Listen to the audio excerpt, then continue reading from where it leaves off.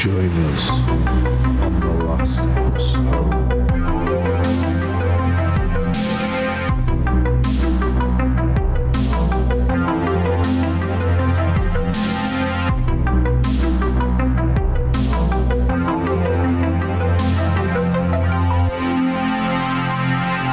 After that happened, all four of them drove off without the McDonald's. And that just happened on one night. One night. What you get, you play stupid games, you don't get your tea. Goddamn losers. But, Yes. Mr. Wilson, what have you got to tell me on the ride? Okay, what I want to discuss this evening is the Highgate Vampire. Hell yeah. Now that's kind of a wacky story, if I'm not mistaken.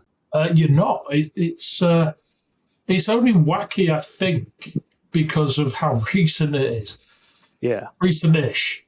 But there's events in this that it blows me away, how grown adults can act this way in, like, such a recent time. If it was, like, witch trial times, then fair enough. You know, I'll give them a pass, you know, for not having Google. But mind you, these people didn't have Google either. But certainly had a better education than people in the 1500s. So, Right, so let's get on with the Highgate Vampire and see what you think. These things came about at Highgate Cemetery, which is in London. By the late 60s, which is like when this happened, the cemetery had become heavily overgrown, vandalised, and largely unmonitored. It looked cool. It looked unkempt, but it was a graveyard. And I take it it's a big graveyard, like a massive one. Or are we just talking little churchyard graveyard? I'd say it's medium sized. I wouldn't say it was massive. I mean, this was in London, which is a city. So is it those ones were kind of like where they have the tombs and all like the ornate statues? Looks really like creepy and gothic. Yes. Which, because of its decline and like vandalism and being overgrown and what have you, it definitely had a look, like a gothic look where probably some edgy teens would go and do photo shoots in there and spray paint dick and balls. Oh, with a bit of luck. With a bit of luck and class, yes. That's what we do in this country. Dick and balls everywhere. Every wall you look. I'm actually gathering. This is on another note. It's nothing to do with anything paranormal, to be honest. Just a side story for you. I've got a folder in my phone labelled Street Meat. And whenever I come across some cock and balls artwork in bus stops or on the path or on a wall, take a photo of it. And I'm going to create myself a little subreddit, and it'll be called Street Meat when I finally get around to setting it up, and it's just going to be dedicated to graffiti cock and balls. Nice. I'd say that's a book in the making as well. You reckon? Yeah. And a film. Yeah. Why not? Anyway, it's in the Tottenham Park Cemetery, specifically. October 31st, 1968, a group of young occult enthusiasts opened a coffin there, being edgy, and disturbed the body and drove an iron stake through it in a ritualistic manner through the body. You know, so there's disrespect, and then there's a few levels above that, or below, depends how you look at it. And, they start doing that just to up the bod. Man. And that takes effort. Yeah. Do you know what I mean? Yeah. It's a lot of digging. I mean, it takes determination to, achieve the square root of fuck all. Well, I can't see kids these days putting in the effort to exhume a body and stake it. Do you know what I mean? They'd be too busy on the iPads. Well, yeah, it's because there's an app for it. And I think people prefer to get burned now. But they did it in a ritualistic manner. The ritual probably made up. And but the incident was widely reported and later linked in public imagination to the Highgate case. It didn't happen at Tottenham Park, but with it being a vampire story, it's getting lumped in. So this happened around the time of the Highgate vampire. So there's no real evidence that it happened at Tottenham Park, but we have it as a name. December 24th, 1969, we've got a man called David Farrant. Now, he reported seeing a grey figure while passing the cemetery at night. And he described it as supernatural and asked if others had witnessed a similar phenomenon. Yeah, he'd written, now this was quite possibly a letter to the press, which is how people reached out back then. They wrote a letter to the newspaper and people would read it and, answer via letter. Yeah, so he was asking, I've seen this, it was a grey figure, it was supernatural, have you seen it? Anyway, public responses, which were one in February 1970, multiple locals wrote in describing a range of apparitions. We had a tall man in a hat, a spectral cyclist. Don't often get that, do you? You don't hear it much, no. A woman in white. Wait, get in. There we go. She had to get in there, didn't she? A pale gliding form. Now, I'm assuming it had been a form gliding along the ground instead of walking. This one would get me on the way home. A face glaring through the cemetery gates. Oh, instantly I think of the face from The Exorcist. Yeah, that'd pain me. And that might potentially be just a randy pervert. Do you know what I mean? Peering at you through the gates. Oh, and he wasn't glaring; he was peeking. Yeah, he was peeking. He was staring. Yeah. No glaring, just staring. Well, no, I don't mean double E peak. I mean EA. Got you. Yeah, got you. He's seeing your butt walking up and down the church front, and he's thinking, "Quite fancy me a bit of that." You're just walking past as this man's about to blow his beans. It would disturb me. It'd ruin my walk home. So, yeah. People also report hearing bells ringing. Now, I wouldn't be too disturbed about that in a graveyard. Yeah. Depends what kind of bells, but yeah. It's kind of like temperature drops at the Antarctic. Yeah, true. Or shadows in the fog. Yeah, exactly. Seeing shadows in the fog. It's just... Sometimes you've got to step back and be a nerd about it. Right, disembodied voices and a figure wading into a pond. But these accounts varied to suggest a ghost lore cluster rather than a single entity. So we've got another pond on there, a figure wading into a pond. But like they say, these accounts, they could be just different ghost stories or they could be the same thing. We don't know. But these are just all reports from the same place. So it's kind of a messed up place. It's like the Skinwalker Ranch of cemeteries. We've got all kinds of shit there. We've got shadow people. We've got entities. I'm guessing we're going to potentially have a vampire. All kinds of weird shit. Throwing a Skinwalker. These were public responses. These were people who were replying to an article. So we don't know how many of these were trolls. Especially... spectral cyclist and woman in white. I don't know. That's a bit trolling. Yeah. But then there was media embellishment on top of all this. So newspapers quickly reframed the grey figure as a vampire, often adding details such as it was the king of vampires or connected to black magic. So it's quite easy for word of mouth and Chinese whispers to start blowing things out of proportion. Like with social media these days, you could be out having a beer and you bump into someone by accident, and then by the time you get home, TikTok thinks you're Thanos, and you've took out half the city. Yeah. Fair point. Yeah. And with this, I mean, if you're sending letters as correspondence, you have to, back then as well, I'm guessing you probably had to allow about 28 days for delivery and then another 28 days for a response. All sorts could be blown out of proportion, yeah. So we've now got the Farrant-Manchester rivalry in 1970. Oh, this is what I mean by it's nuts. This is where it just gets... I mean, there's nothing too... It's just the nothing too psychotic or anything like that. It's just the thought process of two grown men. Okay, that's my point.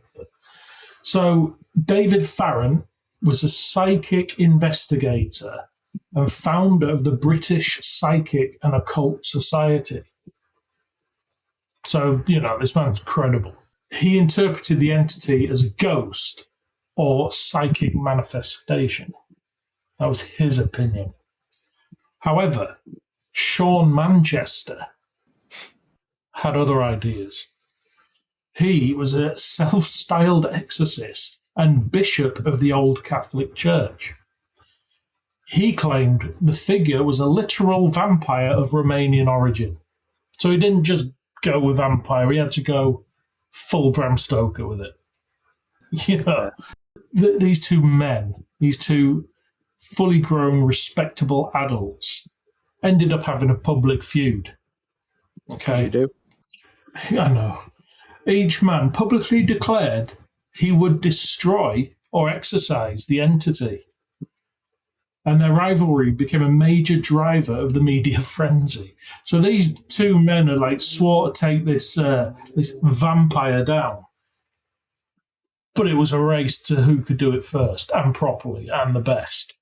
Yeah, this is smacking a little bit of the 1980s martial arts scene. I'm thinking more of the Frog Brothers from Lost Boys, but the English version. Less cool, if you can imagine that. So, the March 1970 vampire hunt ensued. So, ITV on February the 13th in 1970 did interviews with both men, and it aired early in the evening. So, we're talking back then.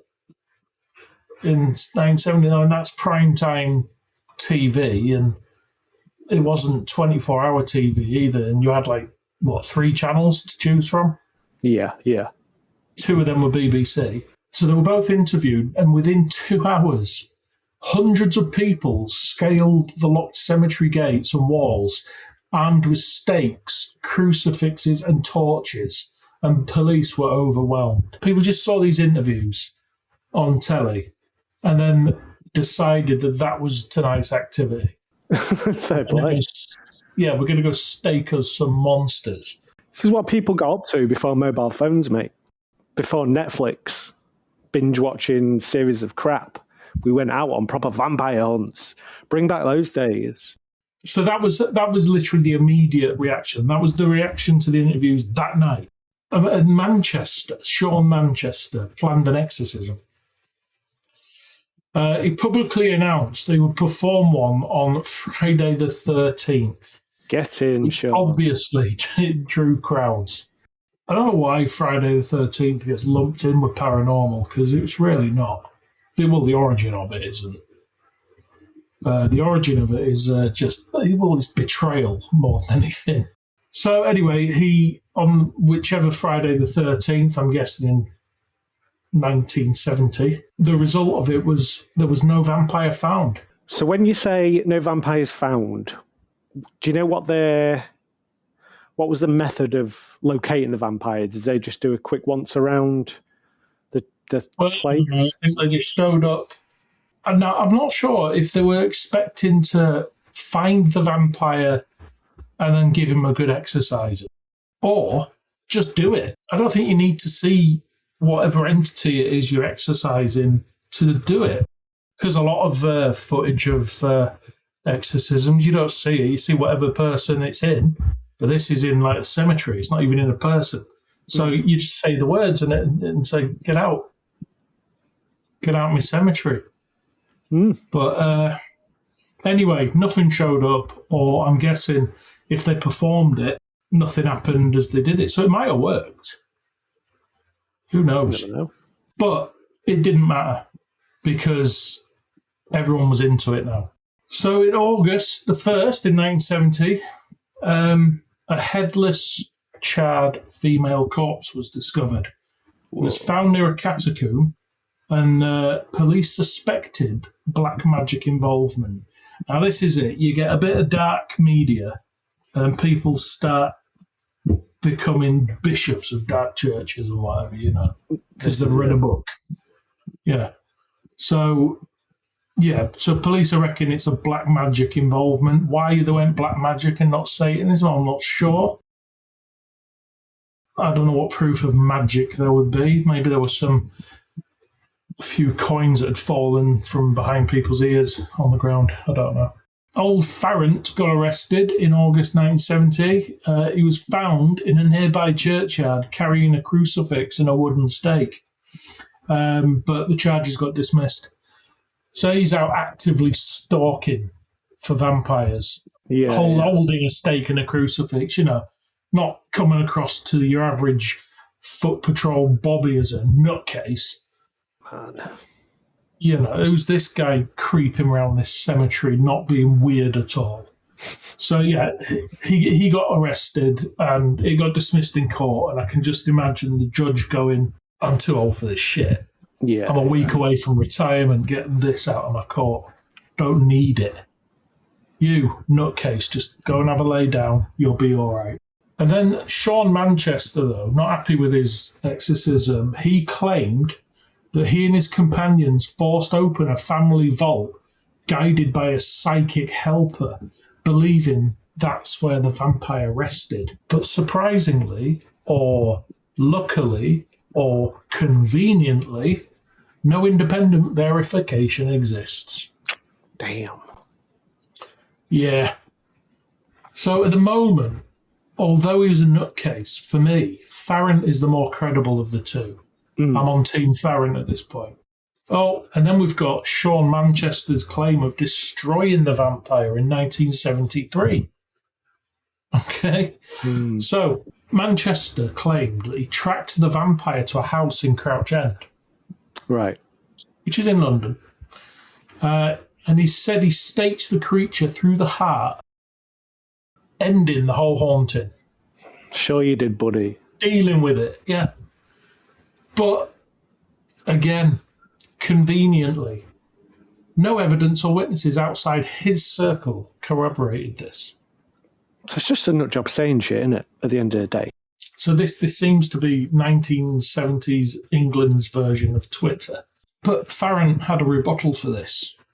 You see, he dismissed the vampire narrative entirely and later published Beyond the Highgate Vampire to counter Manchester's claims. Yeah, Farrant, although actually got arrested for sneaking round a graveyard with a stake and a cross, has changed his tune to it's not a vampire, just because Manchester believed it was. So he had to go against him.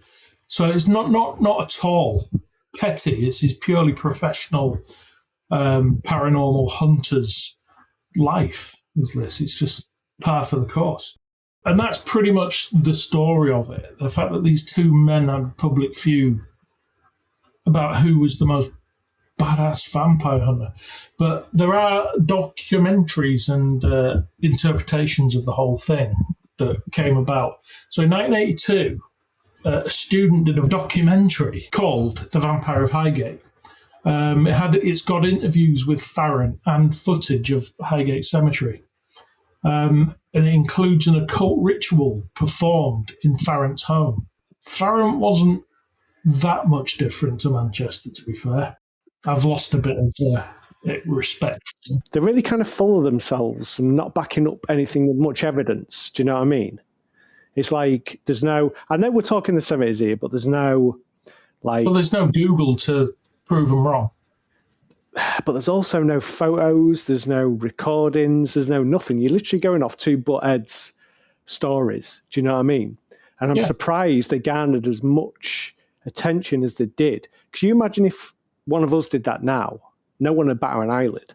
Do you know what I mean? If we were like, yeah, I've just been down a local cemetery, just destroying some vampires, what are you going to do about it? People would be like, all right, jog on, weirdo. These boys must have had the gift of the talk, maybe. Yeah, it can't be verified.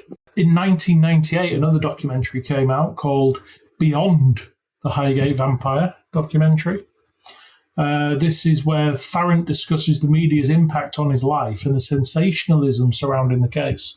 So it's obviously his life's highlight. 28 years later, and he's still trying to grasp it.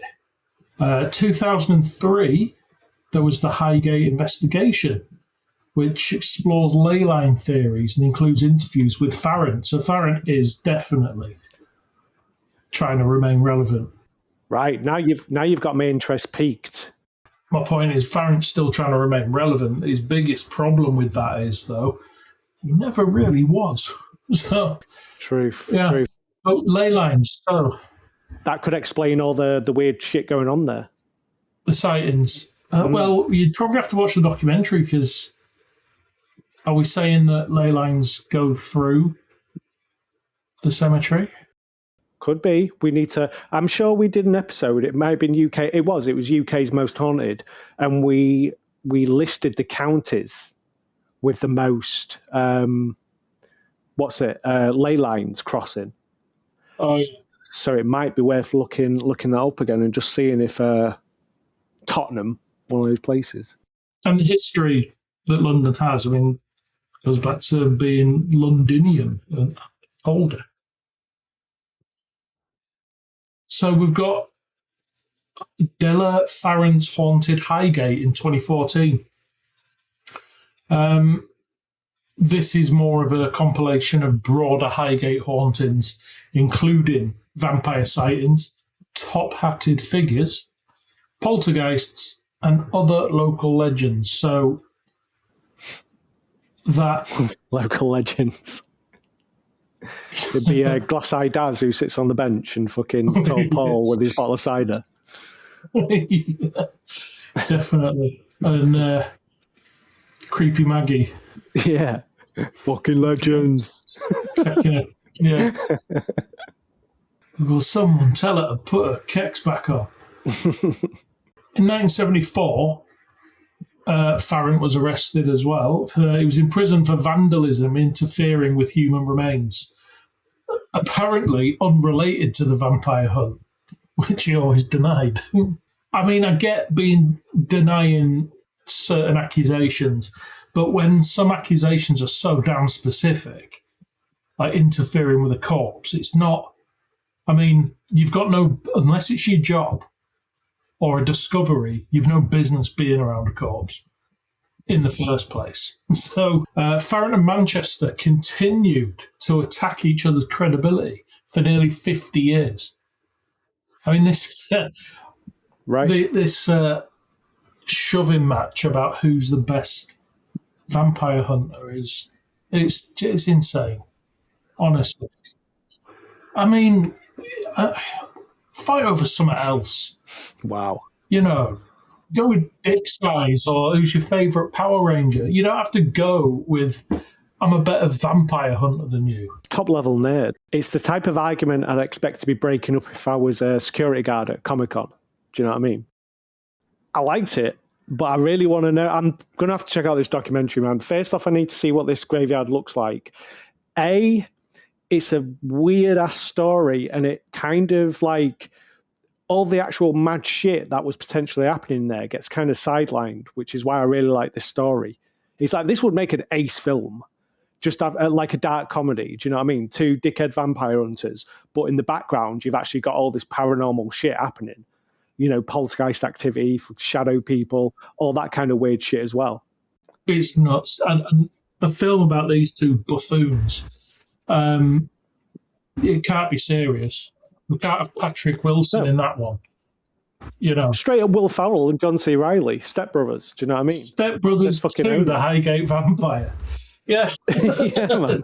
Who's the greatest vampire hunter? Yeah, John C. Reilly would definitely have to be Manchester. But yeah. It's nuts.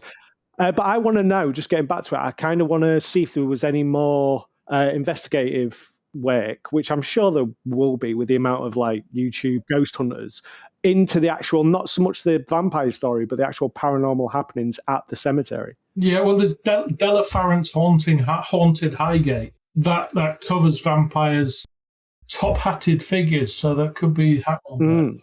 And, poltergeists and other local legends like One-Eyed Daz. So, yeah, There's I'm that. surprised Dickie Tapes hadn't showed up. Dick Terps has class. Yeah, maybe. He sticks to the airports. Yeah, he does airports and roads. He don't bother with such deviant lunatics as Manchester and Farron. You know, he don't mess with that. But also as well, I'm not disappointed because it's an ace story, but I would have just liked to have seen just a little bit of evidence to corroborate. Maybe even if it's just some could be faked ghost videos from the cemetery or just something, do you know what I mean? Whereas essentially it seems to be the whole story is just going on these two dudes and they're not exactly doing themselves any favours, do you know what I mean? Coming across credential. Maybe even we'll have a lunatic episode where we get to talk to Farron and Manchester. Maybe even host an Vampire Hunter boxing match to see who is the ultimate vampire hunter. Hell yeah. And Farron and Manchester, if you're listening, which I'm sure you're not, but you might be, come on, we'll give you a little interview. We'll see what you're all about. Might do you some favours. Bring some videos and photos with you as well. Yeah, that'd work. And your vampire hunter equipment. I want to see a stake, a crossbow. Exactly. And we'll sort you out with a bag of garlic. Last Bus Home podcast t-shirt. Each. Hell yeah, boy. Each? Well, it depends on how much proof they bring. I might have to share one. Yeah, I've got a feeling Manchester's going to be a proper knob end. Probably won't even show up. You could pitch your street meat idea to him, though. I'm keeping that. Anyway, this is my stop. I'll see you next time. Ding ding. Nice one, mate. Ding ding.